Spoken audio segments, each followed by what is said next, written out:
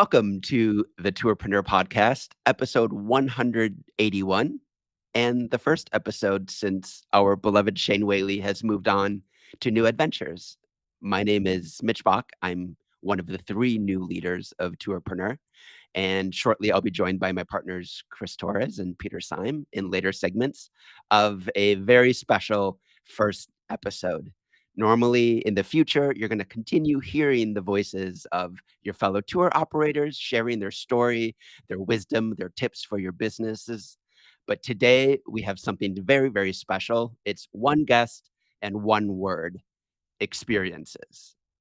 It's a word that you see everywhere you look. Tours and activities are suddenly now rebranded as experiences. You can probably blame Airbnb for it, but now everything is an experience. It's a word that has become commonplace, sometimes feels overused. And I know there's a lot of you out there wondering, what's the difference between a tour or an experience? What's the point of using this new word and why are we using it? So it's fair to say that our special guest today has a few thoughts on this subject. His name is Joe Pine, and along with his co-author, Jim Gilmore, they wrote a book over 20 years ago called The Experience Economy. That book has made an immeasurable impact on businesses around the world. It's made an impact on me and Chris and Peter over the years, which is why we wanted Joe on today. I personally discovered this book accidentally back in 2001. I was a philosophy student in Paris, and I was just intrigued by the title. And I read it, and I didn't even own a business yet. But then I started tour guiding, and later I started a tour business. And the wisdom inside this book revolutionized what I understood that I was doing. And I know the same goes for Peter and for Chris. We realized that creating a tour isn't simply a service or a product, it's an experience, and it's meant to last forever, leave a lasting impression. And with that, Joe Pine, a huge welcome to the Tourpreneur podcast. Great to have you here. Well, thank you, Mitch. That's one of the best introductions I've ever had. It was just great to hear your story there. Well, great. I've been working on it for 3 months. So, Joe, I just wanted to ask you at the start, you're not only the author of several books, you run something called Strategic Horizons. Could you begin just by telling us about the work that you do?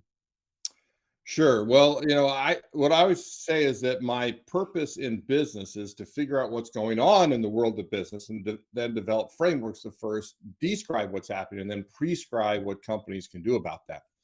So I did that first with my first book, Mass Customization, then The Experience Economy, and then Authenticity. I also wrote a book on infinite possibility about creating customer value on the digital frontier.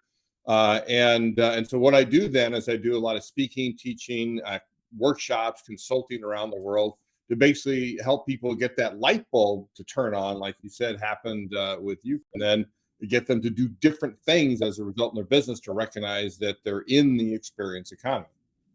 Joe, so you're probably my most quoted author anywhere, because I'm lucky enough to get to do lots of presentations around the world, lots of workshops, and I somehow always manage to squeeze you in, even if the subject doesn't seem related to begin with.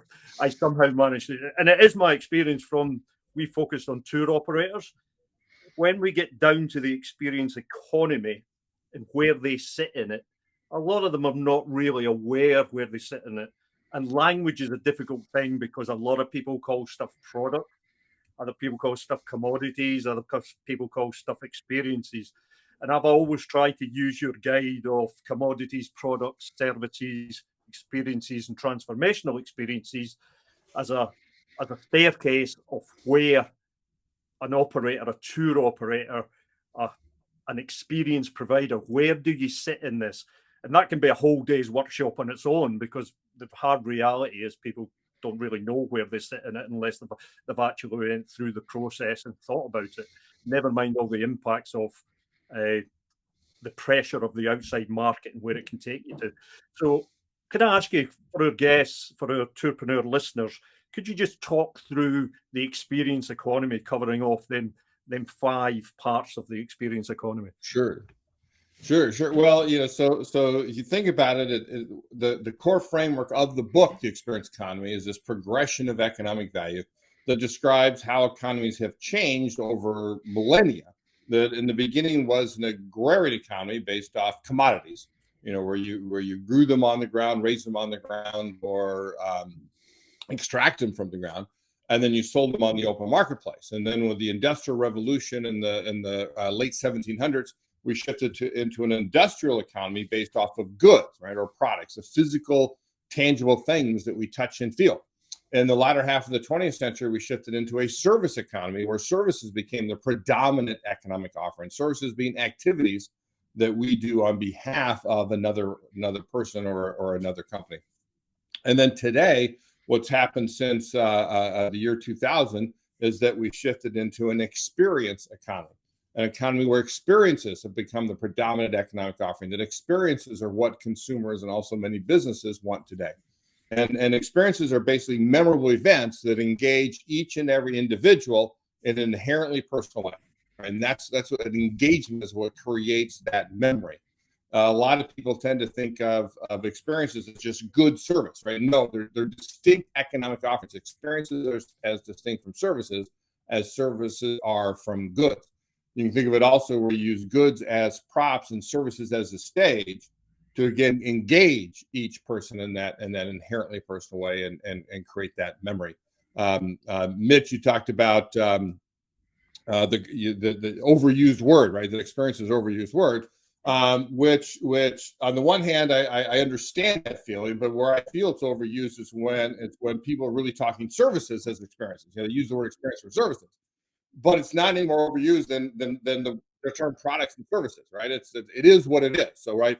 And tour operators are in the experience business. That's what people are looking for, because the key thing is the core distinction between services and experiences is services are about time well saved, right? That you want to be nice and easy and convenient. You want a frictionless interaction. You want to be able to save my time. In fact, consumers today want goods and services both to be commoditized, bought at the cheapest possible price, spent at least with the greatest possible convenience, so they can spend their hard-earned money and their hard-earned time on the experiences that they value.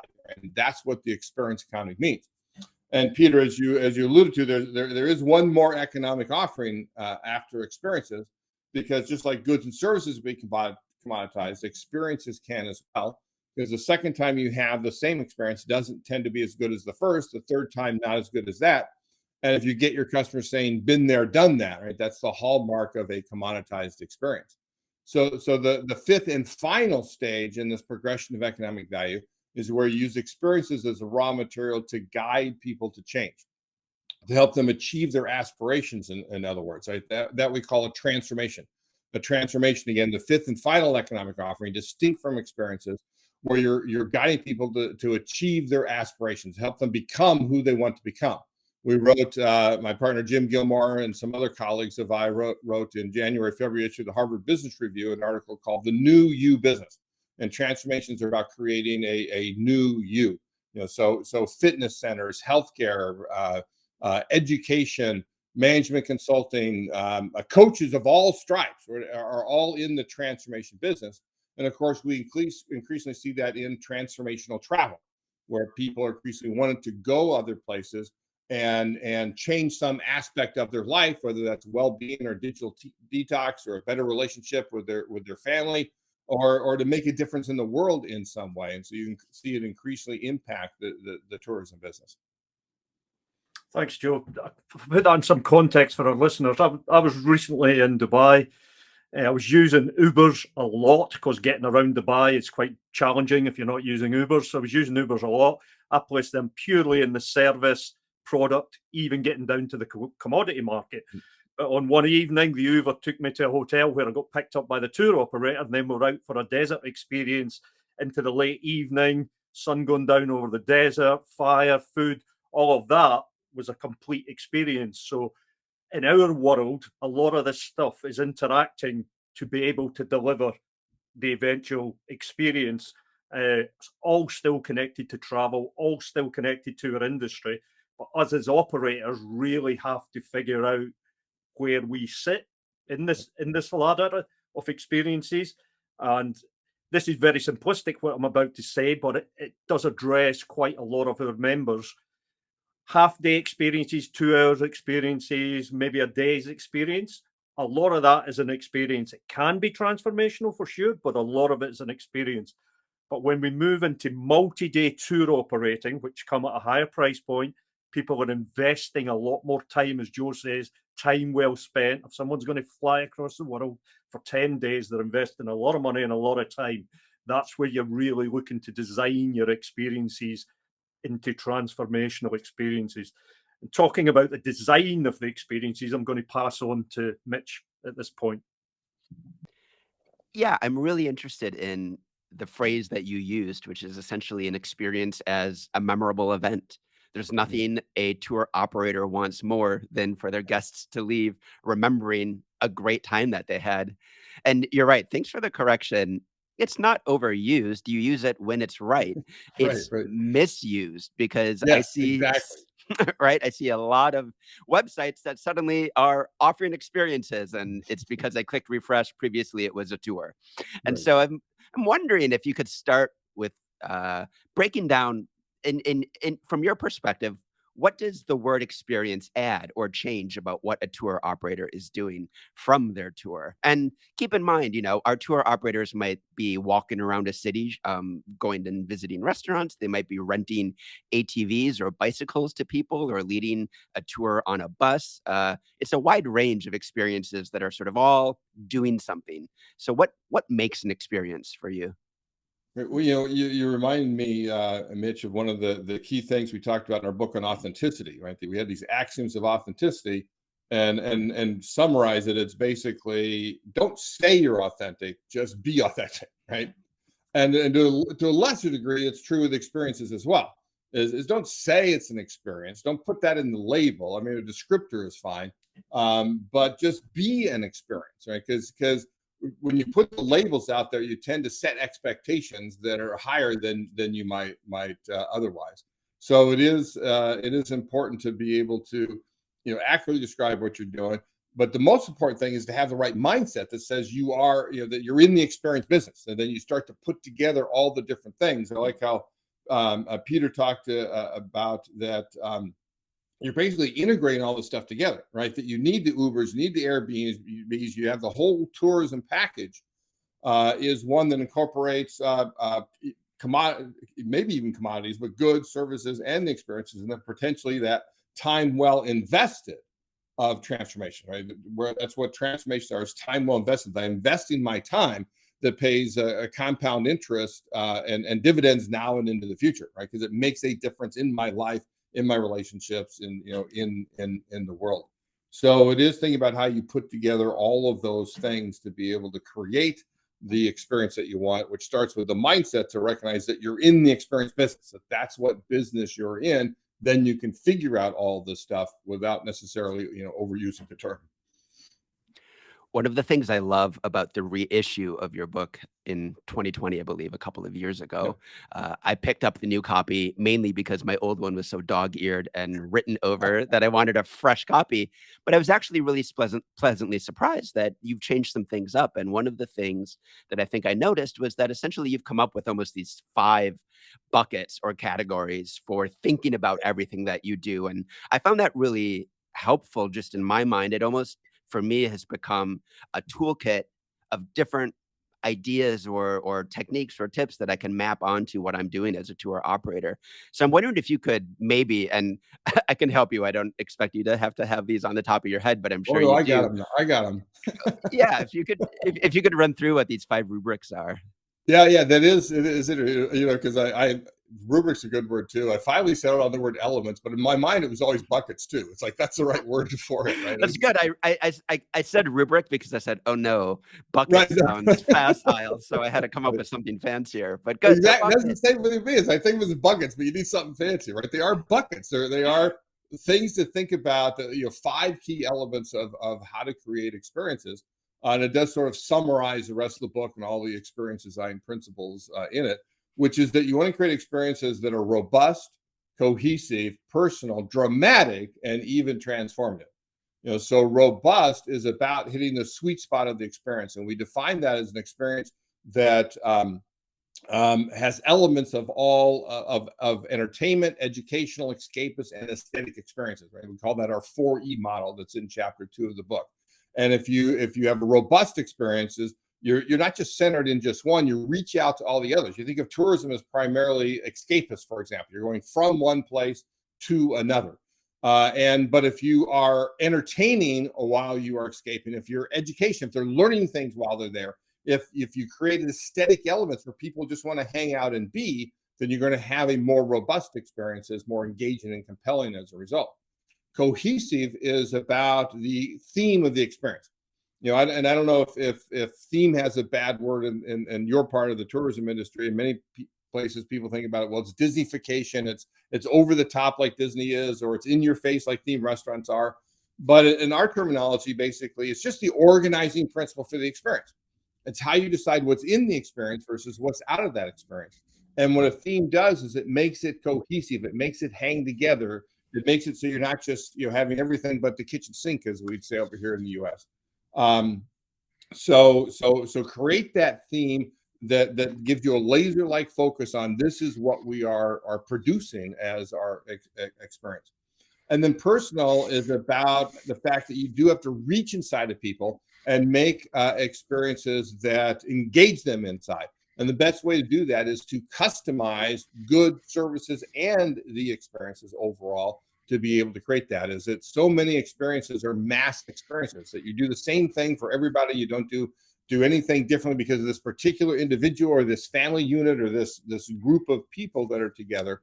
And you need to think about them as individual living, breathing people and what you do differently for them. Dramatic, of course, is all about if you go back to the original edition you bought, Mitch, the subtitle was "Work is Theater." Remember, every business is stage, so it is all about the theaters. How do you direct your workers to act? How do you get them to recognize that they're on stage and not do backstage activity on stage? Give them principles of acting, basically, is what it's about, because that's how you engage people, as well as the overall drama of the experience, right? Great experiences are never flat, right? Flat means nothing is happening, and you're not going to have a good experience. You need to rise up to a climax and come back down again.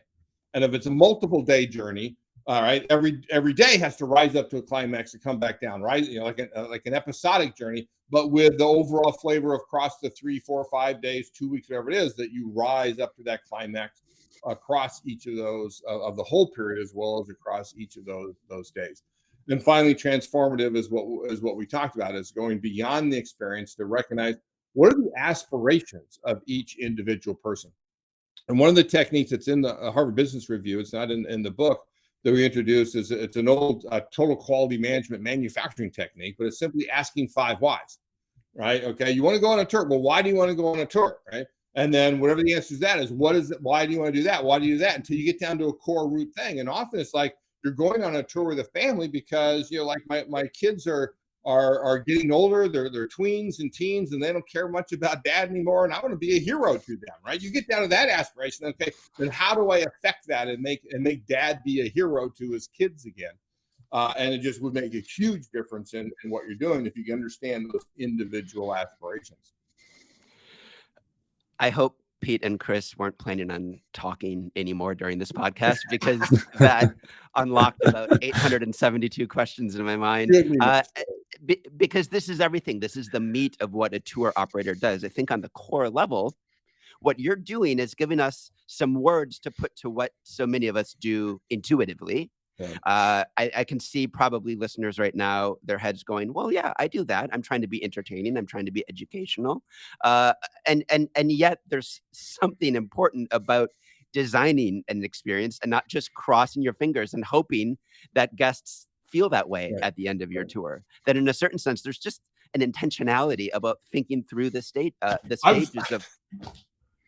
I was just waiting for you to pause, Mitch, so I could say the word is intention. Intentionality is exactly the right word. Yeah, exactly. Unfortunately, I have a pausing problem. We all do. It's interesting that you brought up the first edition of the book, though, as a staged experience, because you're right, it is a dramatic performance. In other words, it's like storytelling in anything that we do, whether we're watching a movie or we're dating somebody. It begins, it goes somewhere, and then it finishes. or maybe it doesn't. But on that level, I know you talk about not your 4 E's, but 5 E's. In other words, 5 different sort of, Right. moments in the journey of a guest's tour, and I was wondering if you could tell me a little bit more about that. Yeah, it's funny. Yeah, so when you think about dramatic structure, right? I actually have there's different models for a different number of stages, or whatever. The classic one is a 7-stage Freytag diagram. If you go to theater school, you'll learn Freytag diagrams. There's 7 stages. I've got several 3-stage models. I got a 1-stage model. If you ever looked at Hero's Journey, it's a 12-stage model of dramatic structure, but also includes, of course, in there the transformation that the hero undergoes during that time. But the 5-stage model, I think, is the one that's easiest for people to understand and to use.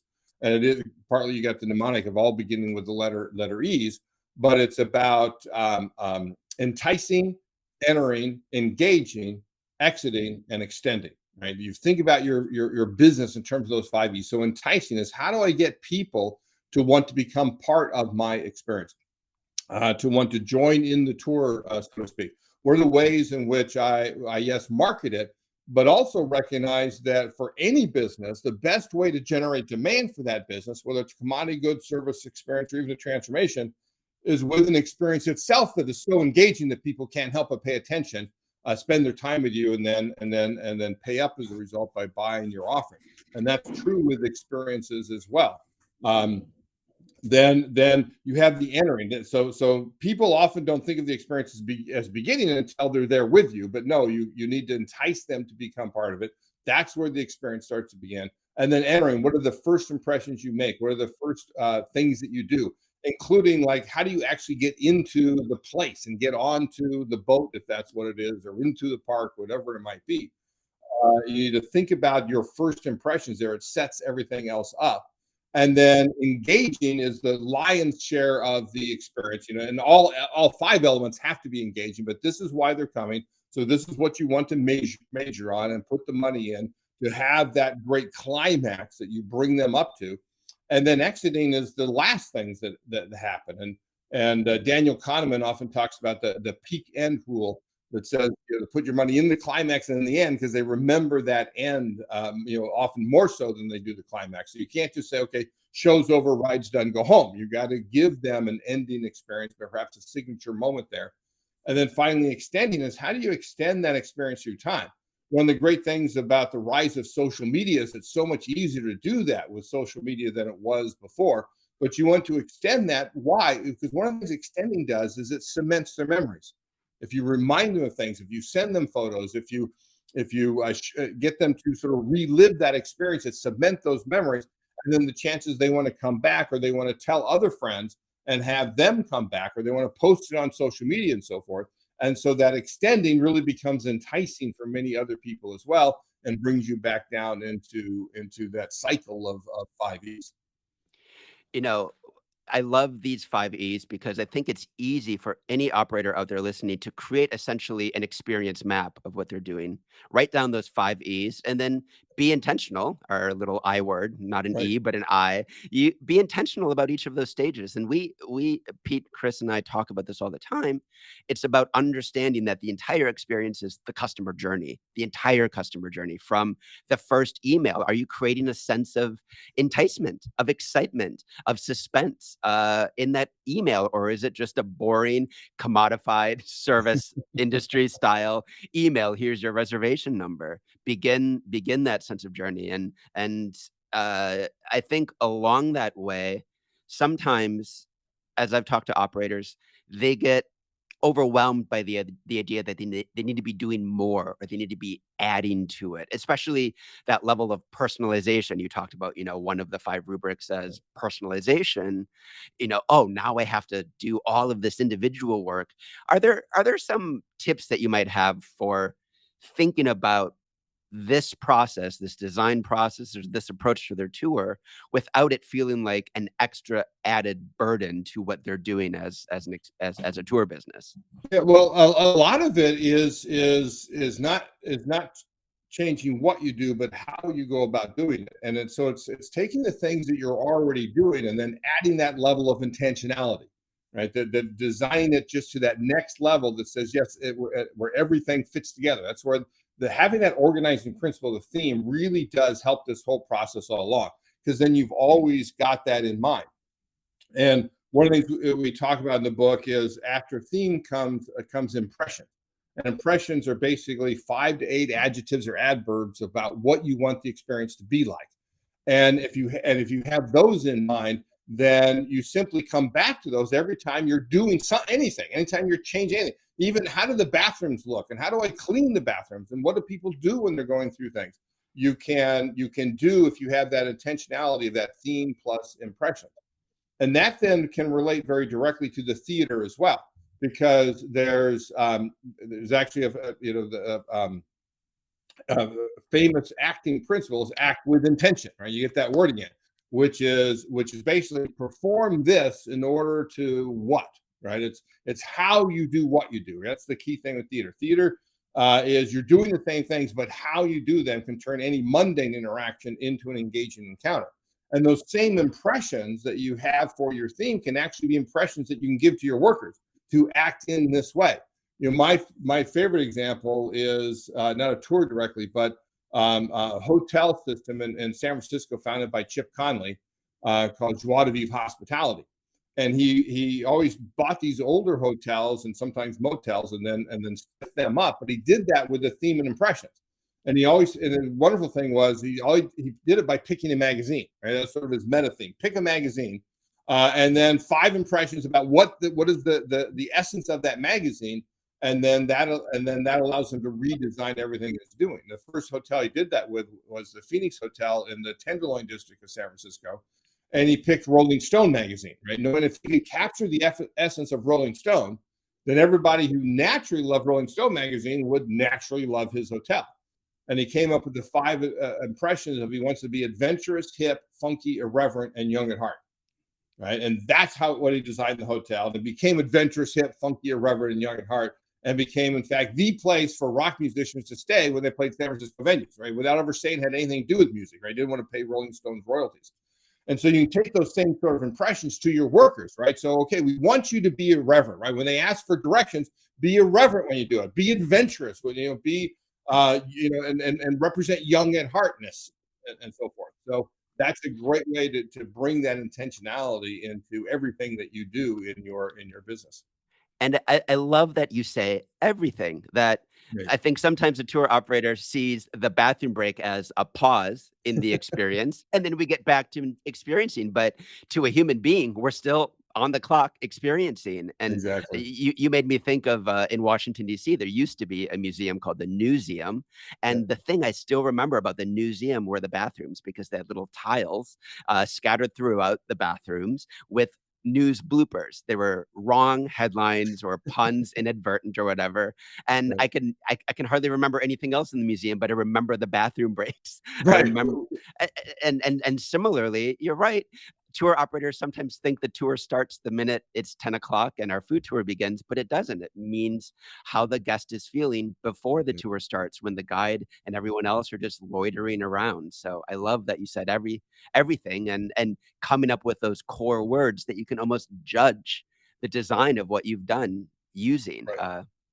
Great. That's an excellent point. You can use it as an assessment as well as a design. Are we meeting these things? You could use it in surveys that you're doing and conversations that you're having with people. You hear Joie de Vivre even had once this sort of design tool on its website that says like all the words are on there. Right? Pick which words you want, and we'll tell you which hotel you should go to.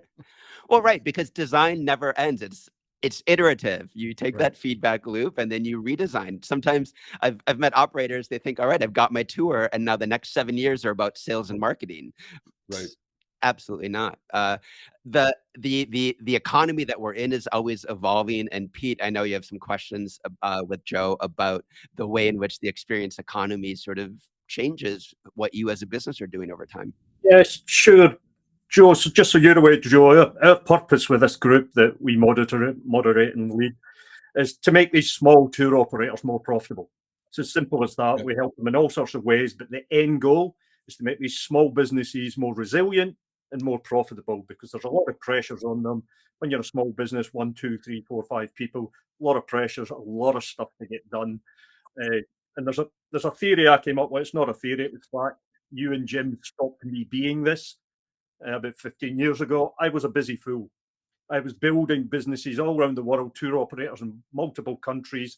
We were going hard, we were going fast, we were building customer numbers, but we hadn't really focused on where our experiences sat in the experience economy. Therefore, our pricing was all over the place because we were more and more becoming volume driven, which drove the price down. So what I want to just discuss a bit here is where the experience economy is, some of the pressures internally from the operator himself, where you think you are in the experience commodity chain. Are you a commodity? Are you a product? Are you a service? Are you, which most, if not all of our listeners are, experience providers? The pricing of that, a little bit in transformational, but not just the internal pricing. We're all operating in a market, and the market comes with pressures. So if I just use a quick example in the tourism world, when I first started traveling, getting on an airline was an experience. It was a huge experience to me. It's not an experience anymore. It's a commodity fluctuation. It's actually probably going past being a commodity to something that's quite a painful experience, as well as just being a commodity. I actually don't believe the airline industry needed to go down that line, but they have, and it's going to be hard to reverse it. So if we just discuss a little bit about the market pressures on an operator that can move their experience, maybe up market or down market. Yeah, there are constant pressures. I often say, businesses can never stand still. It's always evolving. You have to pay attention to what's going on. And I imagine, Peter, that in the last 2 years of the pandemic has been a most trying time ever in the tour industry. And I saw many that actually went from physical experiences to digital experiences in an attempt to survive, and many have done that very well, and actually will have ongoing digital experiences they can sell. But you have to pay attention to what's going on. And one of the key things that's happening, and you mentioned it earlier in your introduction with Airbnb, is the rise of experience platforms. And I think this is something that every tour operator needs to understand, that increasingly it's not a point-to-point sale. It's done on a platform, whether Airbnb Explore or Airbnb Experiences, Amazon Explore, or Red Balloon, Virgin Experience Days, all these different things. I've written on this topic recently, but how do you fit into that platform? And that's where you then need to understand that one of the things that affects your experience, right? One of the pressures that you face is what happened to them earlier in their trip, or what they're going to afterwards, but particularly the early part of it, because as they are set up, it can affect the experiences that they have with you. So, that sometimes you have an experience that is so perfect because you were primed for that experience, whether knowingly or unknowingly, whether intentionally or accidentally.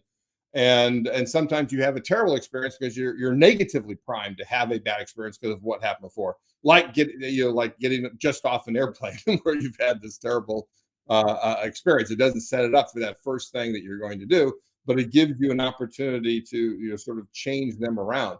So I think one of the things is that if you're sold on experience platforms, to try and get a picture of that entire experience, to see where you fit in the overall picture of what their vacation is, for example.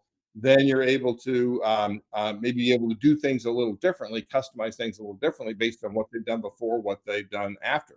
I've actually worked with tourism districts, one in particular where we're talking about how you set everything up. I mean, ideally, what I want them to get to the point is that every destination, every place in the tourism district has a single relationship with every customer that's shared across that.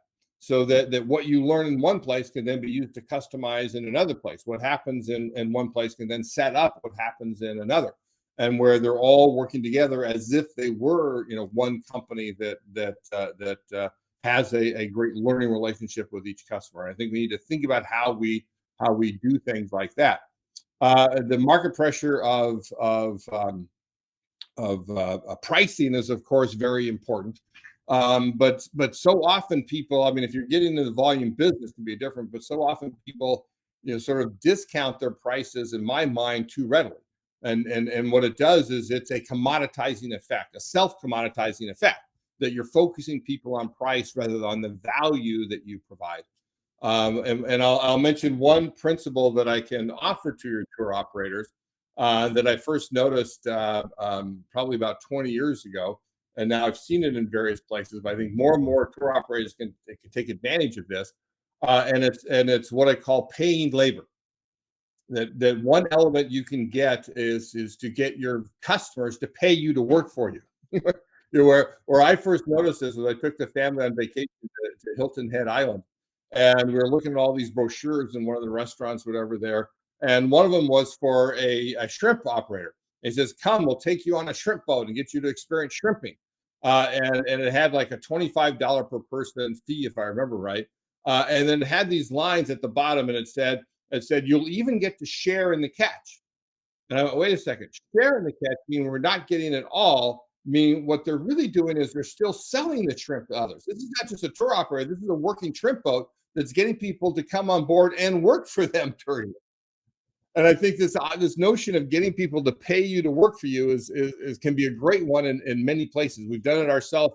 My partner Jim Gilmore and I, with our Think About events. So we had paying labor, we called it, where we said, you pay extra and you get to come work for us during the event. You help us set up, and then of course they're getting access to us early in the other, sort of like early access to some experience. Like, you go to Disney World and you get in an hour earlier than everybody else. It's part of the effect. But I do think it is an opportunity that the tour companies can take advantage of. I remember there was an Airbnb experience, that was simply called the startup experience, and all you were Yep. doing was going to an office and watching somebody work on their startup. Yeah, and there's other ways of doing it. I mean, I'm no longer an operator of sold my operations, but I'm still on Airbnb and experiences because I use it as my gym membership. Customers pay Okay. me to take them up a mountain, which keeps me fit at my age. I need to keep reasonably fit still. I'm a bit lazy now, so forcing me to go out, unless someone's actually paying me to force me to go out. So I treat Right. Airbnb experiences as my gym membership. That is One of the fantastic. I've never heard of that.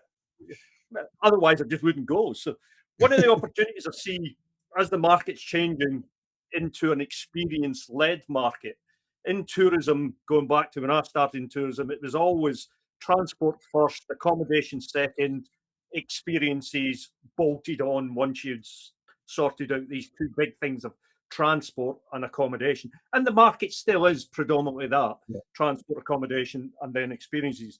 However, because we've moved into the experience economy, and I would argue that the pandemic has boosted this even more, people are being led more and more by their passions, by their interests, by what they want to do, and they're searching out what they want to do before they arrange the transport and they arrange the accommodation. Now, for that, our sector as tour operators providing the things to do, the passions and the interest for them, that is a massive opportunity, huge opportunity. And the switch has been quite pronounced. It's quite a big switch. Still the majority doing it the other way, but that switch has put small operators into a really quite powerful position. Because going back to your point, where you're joining all the different bits together, you Right. then can start to have an influence over the other bits that are sometimes not such a great experience. So you can start designing the whole package for the guest, not just fitting in for 2 hours here or 3 hours there, but designing the whole package and communicating them pre-activity. That I see as an opportunity as the market changes. One of the threats and opportunities is as we do become more and more platform driven, platforms by definition aggregate. And when you aggregate, it comes with opportunity to sell a lot more product, but it also brings in comparison and price pressure. Therefore, really differentiating your product, your experience there.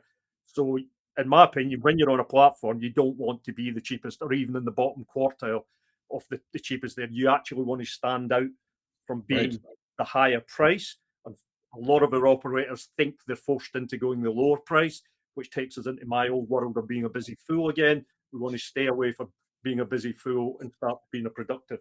I'm still a fool, but hopefully I'm a productive fool instead of a busy fool. Excellent, excellent. I was just going to move things on to transformational experiences, but before I do, I just want to pick up on Mitch's comment about the experiences with even things like the bathrooms. I always remember going to a restaurant in Scotland. I went to the bathroom, as you do, but in the bathroom, what they were doing is they were playing Billy Connolly over the tannoy in the bathroom, and just the sight of seeing a bunch of guys standing at urinals laughing their heads off it was just a sight to see. And I actually can't even remember what I had to eat in that restaurant. That's the thing that I remember, was standing at a urinal and just laughing my head off listening to Billy Connolly. So I just thought I would point that one out. But in terms of transformational experiences, for me, this is something that fundamentally can change the being of a person. It can change how they think, how they feel, what they experience in future tours, activities, whatever it is they're doing, even in their work-life balance, all these different types of things. Now, I remember when I went to Japan, me and my wife were going to go for a couple of weeks. The company persuaded us to go for an extra 2 weeks. So we spent a month in Japan visiting all the different places that we never thought possible of seeing. And the two parts which were completely transformational for me was, one was actually having sake with a real geisha. Being in the room with her was just mind-blowing. I never thought it would ever be possible. And then the second one was actually seeing the sunrise on top of Mount Fuji. That was just, again, when they told us we could do this, and we're going, look, we're not the fittest people in the world to get to the top of Mount Fuji. Are you joking here? But no, it happened. Went through all the altitude sickness, all the heartache that came with that and everything else, but we finally made it to the top. And then, that's that transformational experience of being there and making it and everything else. That to me is quite hard to do when the bulk of our listeners are day tour operators, whether they're spending time with a customer for an hour or 3 hours or something like that. Can a transformational experience in your mind work for operators spending that little time with their customers? Now, how do you see that sort of playing into only spending 1 to 3 hours with a potential customer? Yeah, Chris, it's difficult, right? It's obviously very difficult. The less amount of time you have, the more difficult it is to create a transformational experience.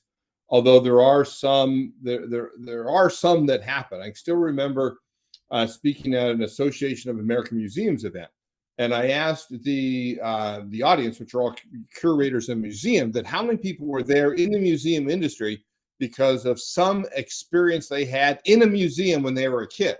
And it was about 40% of the hands that went up to the audience, right? Well, that's where you have that instantaneous, transformational experience, a life transforming experience, we call it. But it's hard to design for that. Generally, transformations take a series of experiences, including like with you on Mount Fuji.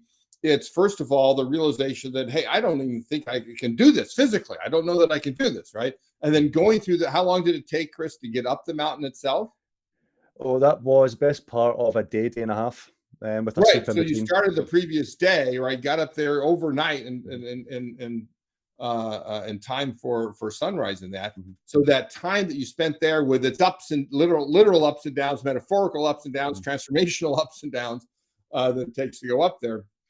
And then you get to that point where you're ready for that sunrise that hits you at exactly the right time.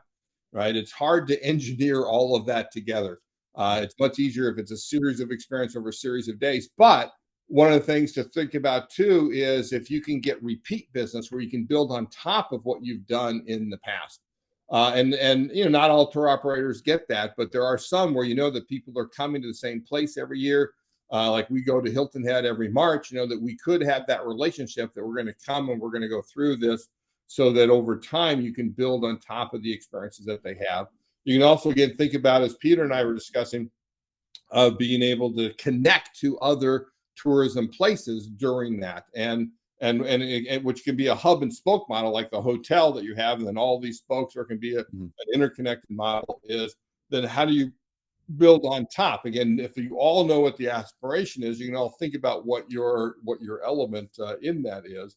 and be able to bring it together to create over the course of it a transformative experience. It's difficult to do. It requires forming relationships, but I think that's what a lot of associations are for, right? Is let's get the association in a destination, bring people together, and let's make this happen.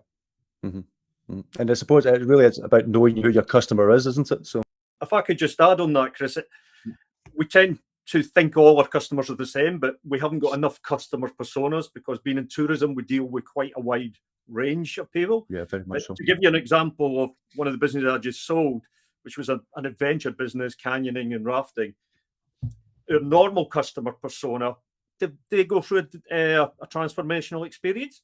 Probably not. They had a great day. They had maybe a weekend. Probably wasn't transformational. But we had a niche that we operated with severely disabled kids and severely disabled adults. These are people who are fully wheelchair bound, sometimes from the neck down, and we're taking them out into quite challenging and dangerous rivers, canyons. For them, that was transformational. 2 to 3 hours in a world that they believed they could not possibly operate in, but we created that. That was transformational for them. So for our guests, sometimes it's a case of not just ignoring the fact that you're in the experience economy with 2-3 hour experiences.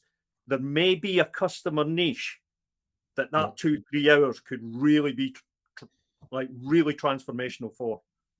Yeah, that's a beautiful idea. And you think too about the caretakers for those people and how that can be transformed, them to see the difference that happens with those under their care during their time. Is it also think about the design of the experience for them as they see what's happening to what's going on to the people under their care?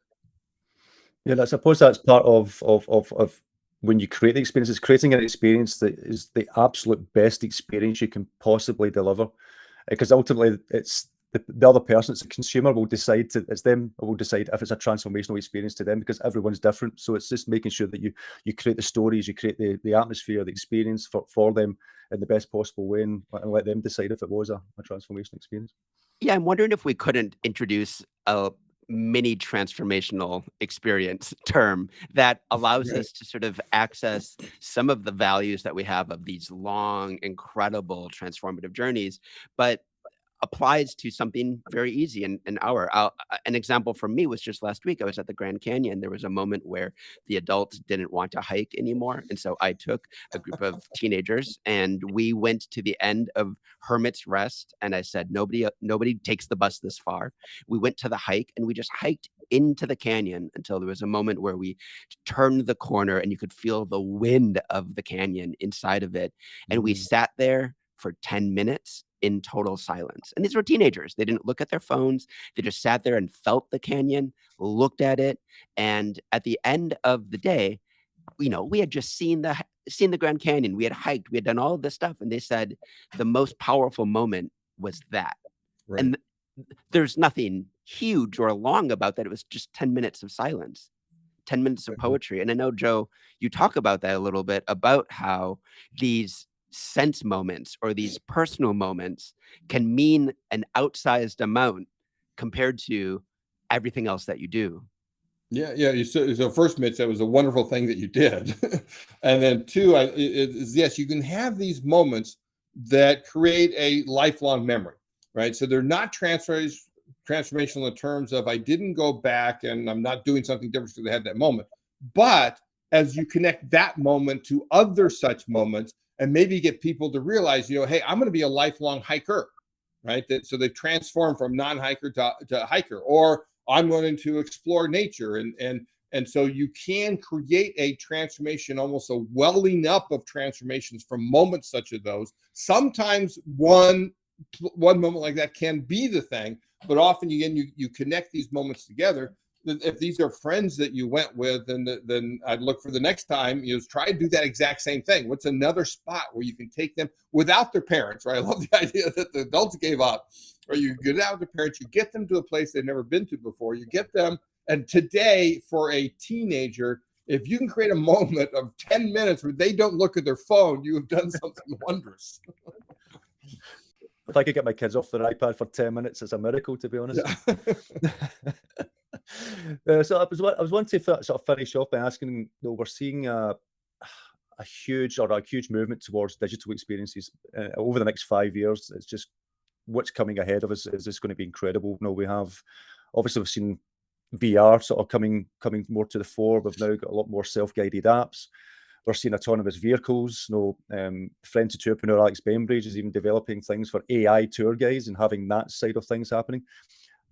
With the digitization of so many things happening in the world, how do you see the experience economy fitting in with the digitization of a lot of these different types of products, not just in tours and experiences, but in life in general?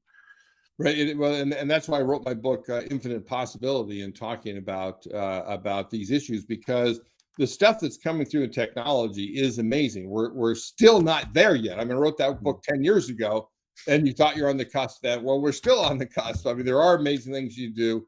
But one of the things I always hasten to add is that recognize that as far as experiences go, reality will now and forevermore provide the richest of experiences.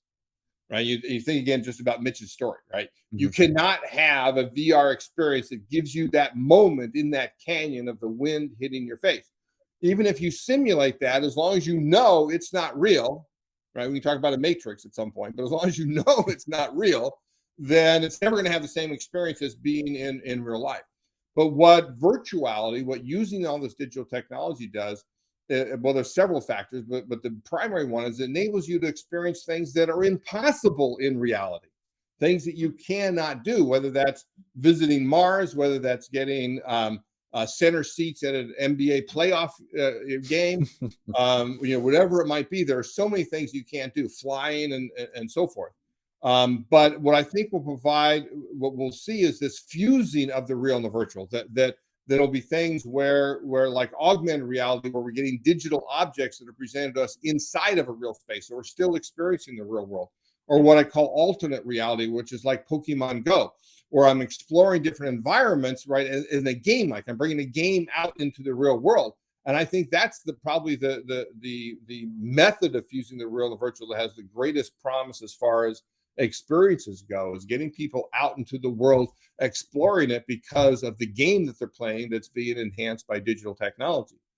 I'll mention also another great thing that digital technology does is it enables that being personal that I talked about, because anything you can digitize, you can customize. And once it enters the realms of zeros and ones, you can instantaneously change a 0 to 1 and vice versa. So digital technology enables you to actually mass customize your experiences as well as the services and the goods to individual customers, because you've put it all into zeros and ones. Yeah, I think a lot of the operators know, and I know Mitch and Pete will be the same, that we speak to, is they're almost fearful of what's coming because they see it as something that's going to basically replace them or something like that. Whereas we're saying, actually, no, if anything, it's going to do two things. It's going to enhance the experience that you're offering. You could have an autonomous vehicle turn up, pick you up at your hotel. You have an AI tour guide taking you around. You stop off somewhere, and then you actually meet a real tour guide who will continue that journey, do what they need to do, come back and go back into the vehicle and continue from there. So there's so many things you can do with those sort of hybrid type models, or just bringing extra revenue for the operators and doing all these different things. But I just don't see it as being a replacement. And if anything, it's going to increase the price of in-person experiences, because you've got these digital experiences, bringing in some of that revenue and catering for some of the consumers at that sort of stage. But then you're almost like creating a more VIP type experience in terms of, this is, if you want to speak to a real person, you can charge a little bit more because you're going to have a more personal experience while you've got these digital products in the background. So to me, I actually am quite excited about it. I think it can open up so many doors, but I know a lot of operators out there are a little bit fearful, at least some of them anyway, are a little bit fearful of that change coming. So. Right. And it gets back to that intentionality, that if you intentionally understand you've got this change, what can I do with it? And recognize that an autonomous vehicle can be a pre-show for the live experience. It can be the enticing phase of that experience. It can set up and be able to prime the experience so that you have a much better experience because you arrived in an autonomous vehicle, which I can interconnect with and talk with, than if you arrived on your own where I had no interaction whatsoever. It's the first and the last of those E's. That last E is also extending, which Right. means you have a relationship with your traveler even after you physically are gone. I mean, what I love about everything that you've shared this hour with us is that it's all good business. It's the future. It's what you should be doing. Creating more value for your experience means you price on value and not as a commodity. You're no Exactly. longer a 5-cent cup of coffee. You're a $5 Starbucks Frappuccino, the classic metaphor that you or example that you Right. begin the experience economy book with. I think the biggest opportunity, it's the one I use with operators all the time with the digital experiences coming, because you're right, Chris, they are looking at more as a threat and an opportunity. And the opportunity is scalability. A vast majority of our listeners cannot scale their business. They have a capacity limit of 5,000 customers, 10,000 customers, whatever it is. They just can't get past the scaling thing. With digital experiences coming along, an operator who's looking after 5,000 live guests can, in reality, reach 500,000 guests digitally. Right. That is only going to increase the price point of the live Exactly. experience. Okay. Are we just about ready to wrap up? And Joe, if you want to give us your final thoughts to our community of tour operators.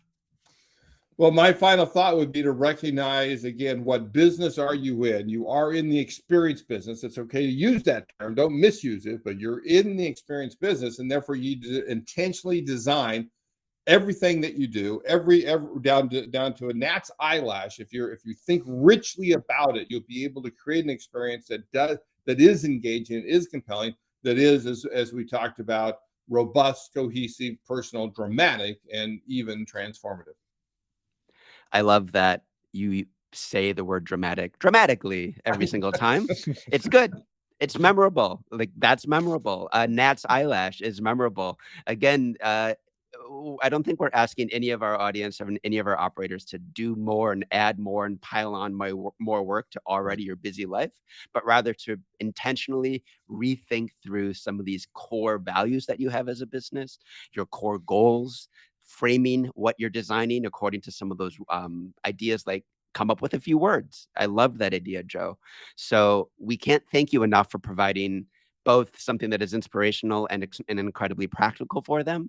And I hope that as our operators move forward in their businesses, as we as a community of operators, of tourpreneurs, that we sort of take this vision and take your ideas and bring them into our businesses in order to create a richer globe of experiences out there. I mean, I think that's our goal. We're making people spend their time better, more deeply, and it's a responsibility and an exciting time to be alive because the opportunities have never been better for us. So, Joe, I can't thank you enough. We all can't thank you enough for joining us, and uh, thank you again. Thanks, My Joe. pleasure. Thank you. Thank you, Joe.